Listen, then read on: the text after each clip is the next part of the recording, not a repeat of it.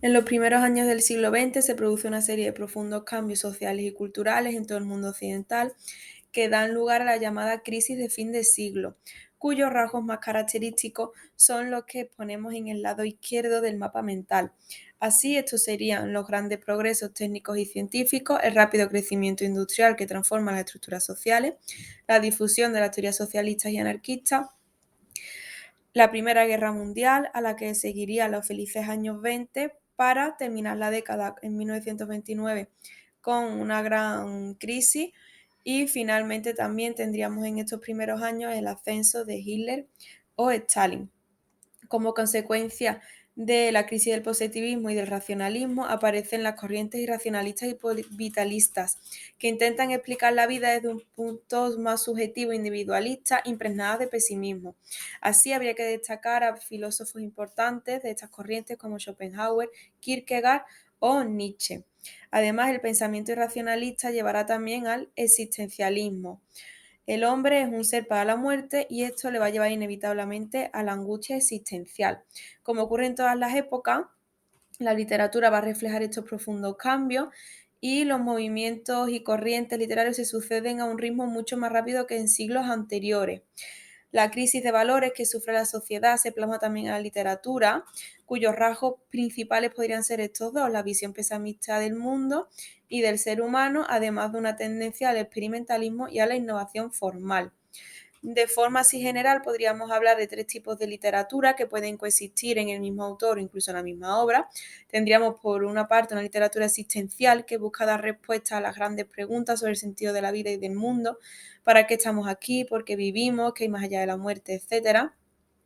Una literatura más realista, social o comprometida, que sirve como testimonio directo del momento histórico y como instrumento de denuncia social y política. El escritor, además, va a buscar con esta literatura despertar un sentimiento de rebeldía y de compromiso en el lector y que este sentimiento le anime a cambiar la sociedad y finalmente una literatura experimental que se va a centrar principalmente en la renovación formal, pero en ocasiones también en la de contenidos.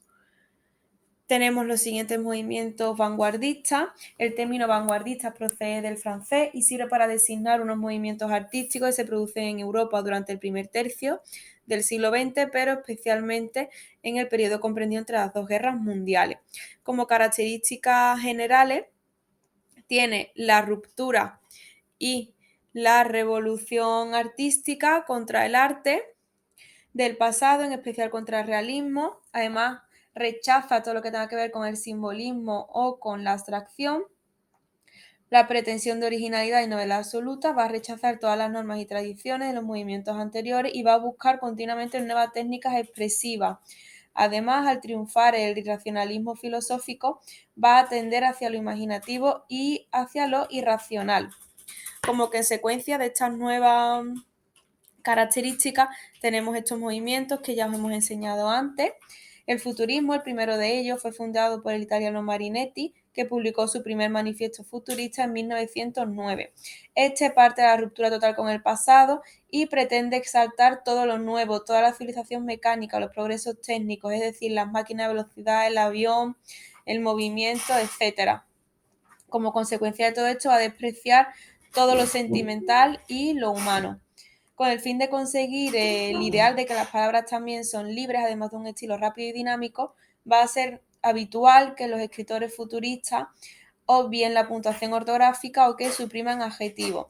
El futurismo destacó mucho y fue también muy, muy recurrido, muy empleado por los poetas rusos como Mayakovsky. El cubismo fue creado por el escritor francés Apollinaire en 1913 como derivación del cubismo pictórico, como el que realizaba Picasso. Su punto de partida es la descomposición de la realidad para volver a formarla luego con planos y collages. Se otorga gran importancia a la disposición tipográfica de las palabras, como en los caligramas de Apollinaire, que veremos después. Otros rasgos son el antisentimentalismo y el humor. El expresionismo tiene origen alemán y abarcó todas las artes del principio del siglo. Se basa principalmente en dos postulados. El primero, que importa más la realidad interna que la externa, es decir, no hay que explicar el mundo como es, sino como lo ve el propio artista. Y por otra parte, el segundo de sus postulados sería el que la exteriorización de esta tensión interna del artista debe impresionar al público. Tuvo una gran influencia en el cine, pero también en el teatro y en la poesía. El surrealismo es el movimiento vanguardista más importante. El primer manifiesto surrealista lo publicó André Breton en 1924 y pretendía cambiar la vida. Para ello creía necesario hacer una realidad más alta, es decir, ir más allá de lo que ya conocemos como realidad, y esa realidad se encontraba en lo más hondo de las personas, en el subconsciente. Para acceder a ella, creían que la escritura automática era uno de los mejores medios. Esta función del arte de explorar en el subconsciente, liberando al individuo, está muy relacionada con Freud y también con Marx, ya que los surrealistas creían, al igual que Marx, que la liberación del hombre debía realizarse y además debía alienarse del sistema burgués. Por tanto, el surrealismo, el movimiento del surrealismo, sintetizaba las dos corrientes intelectuales más influyentes del siglo XX, la de Freud y la de Marx. Finalmente, el dadaísmo fue fundado por Tristan Tzara. Es el más destructivo de todos ellos, procede de la palabra dada, que intenta representar el balbuceo infantil y que más que creer busca destruir. Además, propugna la burla y el humor corrosivo, la rebelión contra la lógica y el sentido común, la creación de un lenguaje incoherente como reflejo de las contradicciones que les estaba tocando vivir. Un ejemplo de dadaísmo lo tenemos aquí, en el que Tristan Tzara nos explica cómo realizar una composición dadaísta. Según él, lo que hay que hacer es coger un periódico, unas tijeras, cortar en ese periódico palabras, frases, letras, meterlas en una bolsa y ir sacando lo que antes hemos recortado y pegarlo. Para él, esto sería ya una composición. El cubismo de Apollinaire, donde podemos ver, estas son algunas de sus caligramas, donde podemos ver cómo realiza los poemas, pero con distintas formas.